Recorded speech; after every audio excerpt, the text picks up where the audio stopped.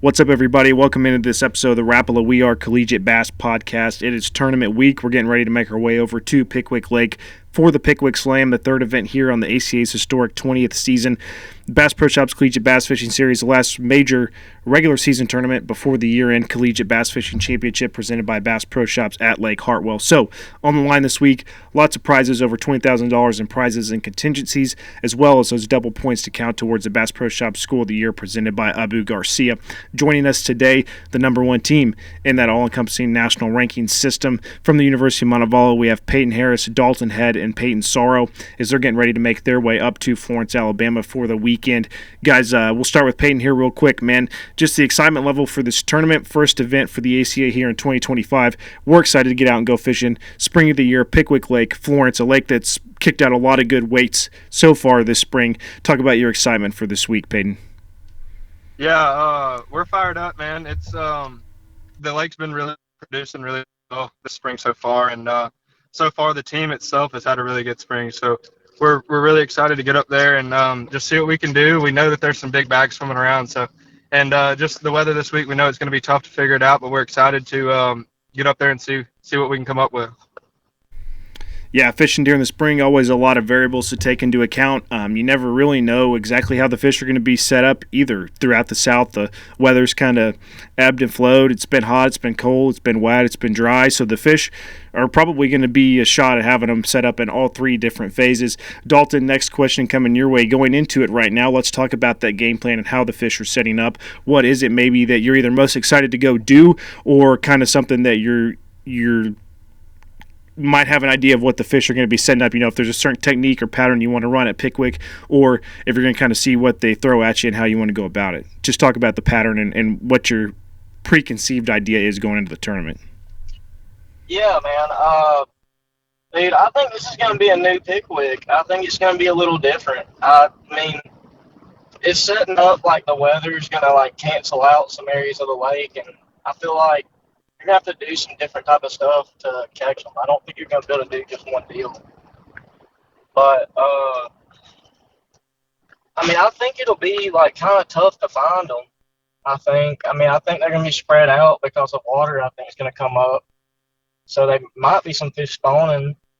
But I think you can do a little bit of everything, honestly. I think we're going to try to just hit as much stuff as we can in a day. Yeah, that's the way that it's going to set up probably as well. The last time we were there, weather may be a little similar, as in there was a little bit of wind, some rain, some clouds, things moving in and around the area that affected the fishing, and some of that in the forecast here as we're getting ready for the event this weekend. Peyton Sorrow, let's bring you in talking about last time we were there. Something interesting. So Montevallo has won this event when it's contested in the spring each of the last two times. So 2021 and now in 2023. 2021 was dominated by the tail race. Lots of smallmouth, saw a bunch of them brought in. Limits over 20 pounds each day is what it took to win. Last go around, it felt like, from what I could tell and talking with the anglers and seeing the coverage, everyone ran down lake, and there was some grass, and people were fishing and catching those fish that were in transition, whether they were pushing up or coming back out pre and post spawn. Talk a little bit about maybe what you encountered last time and how the lake set up, and if you think that that's something that you'll be able to do similarly this go around. Yeah, man. I don't really think so. We went after the smallmouth last time, and we tried to make that happen because we couldn't figure anything out with the largemouth. So I think we're going to go after the largemouth this time, just because I think that's more it's spring. We got rising temperatures, rising water. It just makes the most sense. So. Yeah, this time of year for me as an angler was a time that I didn't really do well. When they got up shallow and they got locked on beds, unless you're sight fishing, I struggled to go get bites. Pre and post spawn, I loved, whether it's throwing a jerk bait or going fishing shad spawn and topwaters and things like that once they're off the bed. But when they're in that period, kind of transitioning from one to the other, whether it's pre to spawn or spawn to post spawn, and they're locked on beds as well, I had a hard time in those scenarios. Peyton Harris, will bring you in yourself. Do you have a time of year that you favor or maybe you feel like doesn't fit your strengths the most? And if it is right now, how do you go about going out there and finding success? My favorite time is probably winter. It's just when you catch the biggest fish of the year, and that's what we all love is trying to target the biggest bass possible.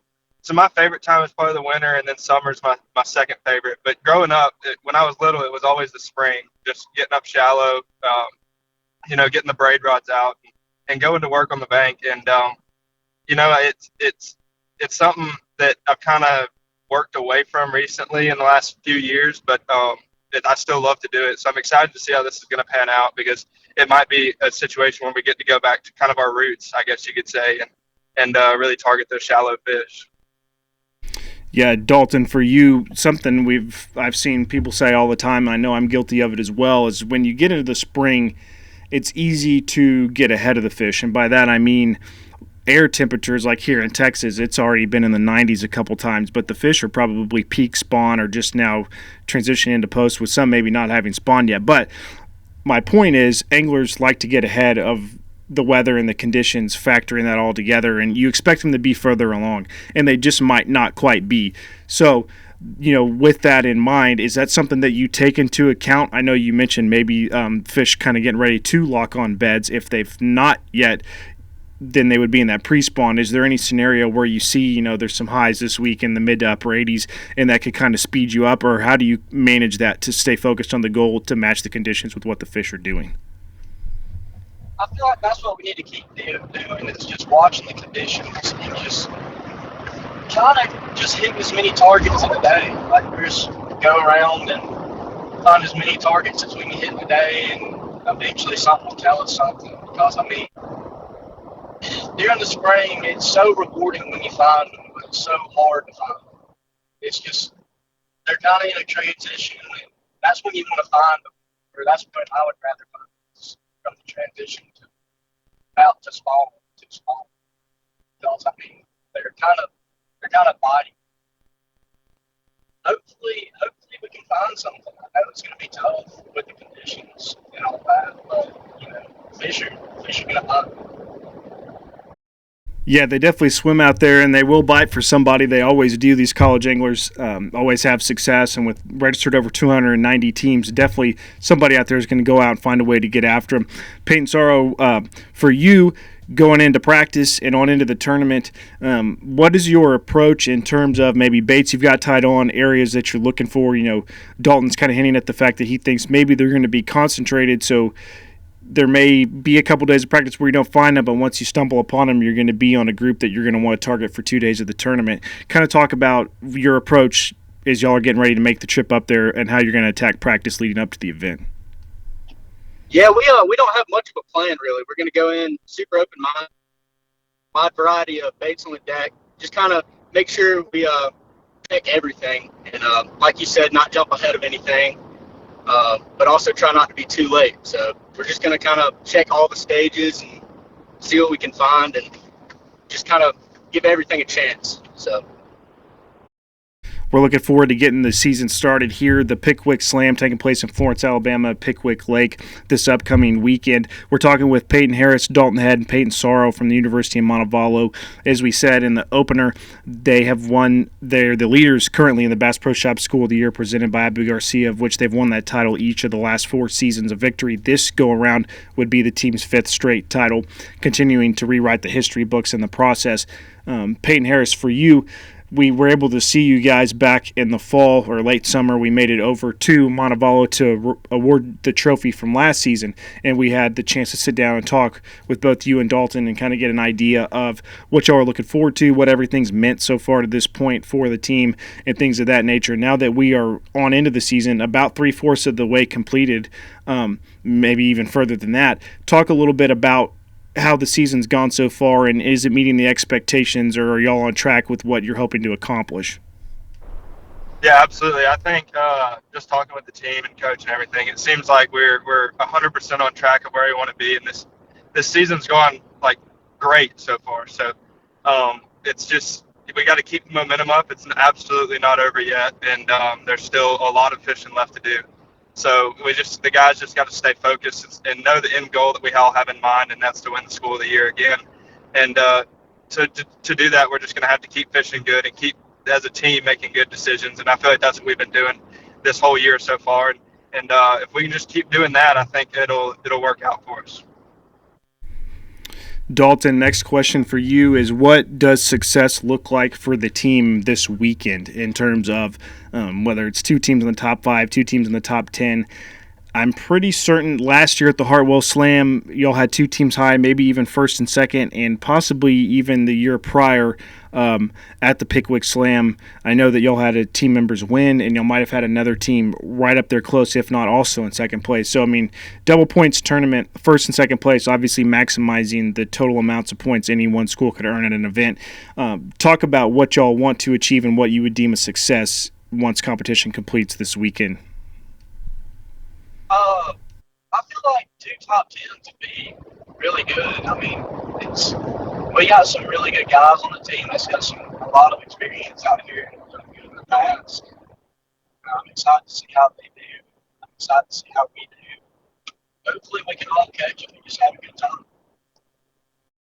Peyton Sorrow, last question, man. We'll keep on track here with talking about the Bass Pro Shop School of the Year presented by Abu Garcia. Double points tournament. You guys, 4-time defending champion of this title, with the shot now sitting in first place for that opportunity at a 5th.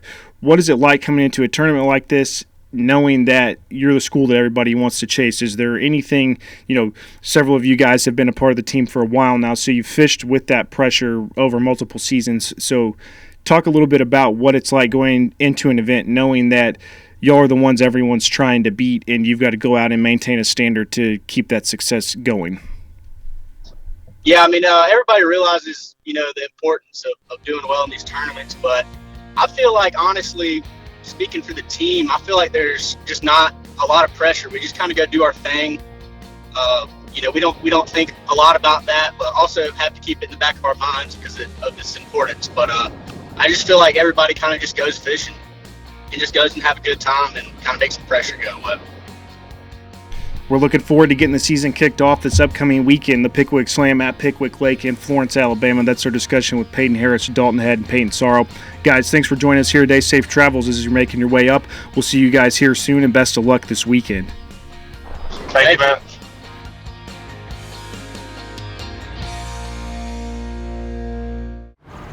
Welcome to Minnow King. How can I help you? Everything looks good. I'm friggin' starving, man. Been spawning all morning. Ugh, TMI, bro. What do you want? I'll take a Crush City freeloader and gizzard shad. Anything to drink. Water. Pull ahead, please.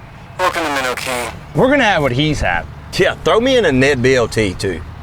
Pull ahead, please. Calm down. Quit feeding him so much. Hey, man, I'm trying to, man. If you If you overfeed him, he's gonna hide under a log.